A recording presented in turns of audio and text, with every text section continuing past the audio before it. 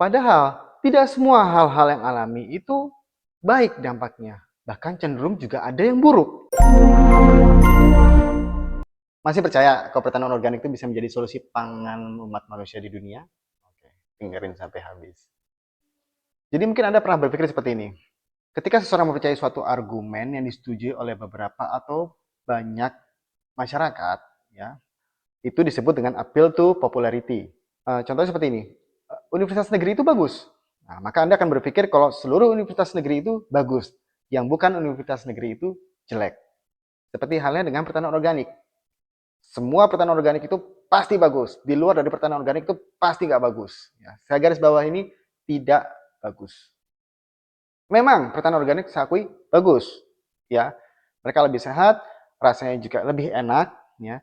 Tapi untuk kekurangannya sangat jarang sekali dijelaskan oleh para pelaku usaha tani maupun praktisi yang menggeluti di bidang organik. Saya ambil contoh. Hasil panen pertanian organik itu lebih rendah. Karena apa? Kita hanya memaksimalkan tanaman tersebut untuk berproduksi sebagaimana adanya tanpa tambahan bahan sintetik. Ini kaitannya nanti dengan kendala pasar.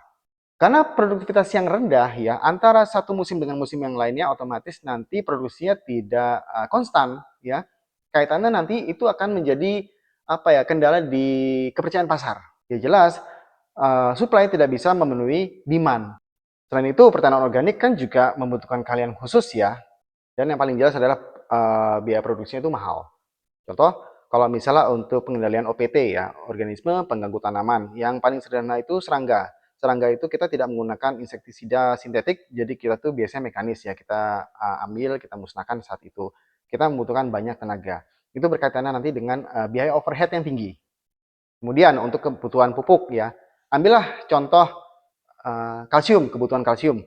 Kebutuhan kalsium kita ngambil dari bahan yang alami, kulit telur atau bahkan tulang ya. Kalau dengan tulang kita berarti harus tulang terus direbus dulu ya, kemudian kita hilangkan dagingnya, kita oven, habis di oven itu baru kita giling, habis digiling itu kita baru bisa mendapatkan sumber kalsium yang bisa dipakai untuk tanaman.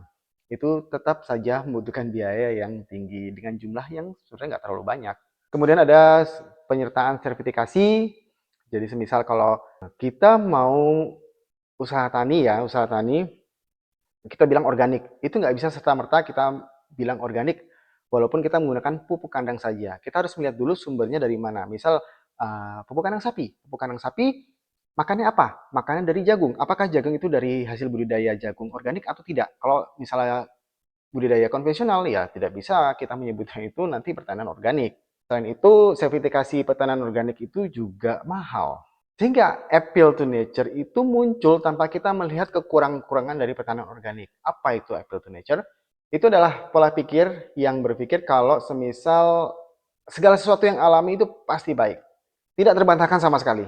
Padahal tidak semua hal-hal yang alami itu baik dampaknya. Bahkan cenderung juga ada yang buruk. Sehingga kalau kita tidak hati-hati dalam menerapkan pertanian organik, atau kita terlalu radikal dalam menjalankan pertanian organik, itu nanti akan berat. Contohnya adalah Sri Lanka.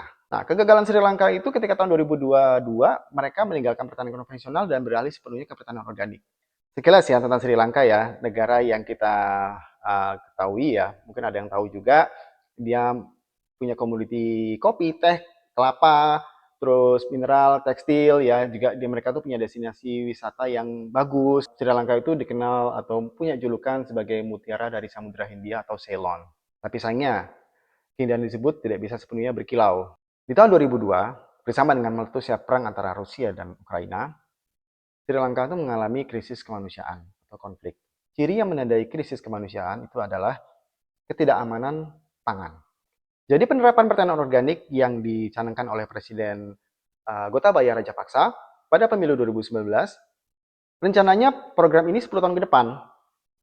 Tapi pelaksanaan itu terlalu tergesa-gesa dan penerapannya itu justru malah mengembalikan Sri Lanka yang awalnya itu adalah seorang negara dengan swasembada beras.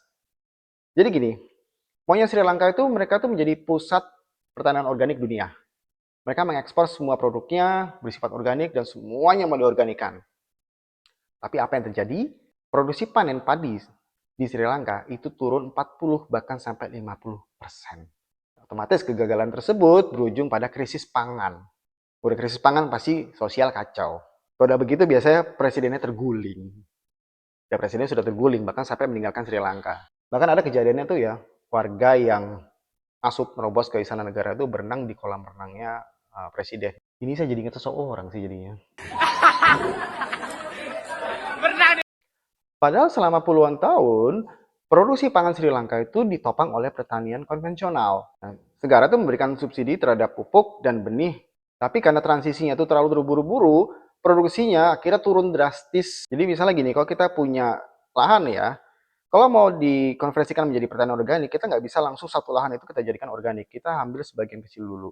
Jadi setidaknya membutuhkan waktu 3 tahun untuk mencapai puncak produksi dari pertanian organik ini. Tergantung dari kondisi lahannya pastinya. Kenapa? Kalau kita langsung semuanya diorganikan, ya, apa ya kita tuh harus puasa. Karena jelas produksi itu menurun. Sementara Sri Lanka tuh langsung, satu negara tuh langsung konversi ke pertanian organik. Jadi selama 6 bulan ya, ya, Sri Lanka kehilangan seperlima dari produksi beras nasionalnya. Sampai Sri Lanka tuh terpaksa mengimpor beras itu sebanyak 450 juta US dollar. Seiring dengan pandemi COVID-19, otomatis sektor pariwisata tidak bisa memberikan sumbangsih atau devisa negara. Kemampuan pemerintah untuk mengimpor pangan juga semakin menurun. Sehingga sebagai penerus petani atau agro-entrepreneur, kita harus bisa melihat segala sesuatu dari berbagai perspektif. Pertanian organik memang cocok diterapkan di Indonesia, namun dengan skala yang bisa dibatasi. Kita juga harus punya komunitas yang kuat. Karena apa? Karena konsep kedaulatan pangan berbeda dengan paradigma ketahanan pangan. Dalam konsep kedaulatan pangan, hubungan petani dengan alam harus harmonis, serta mengakui kalau produksi pertanian itu kompleks.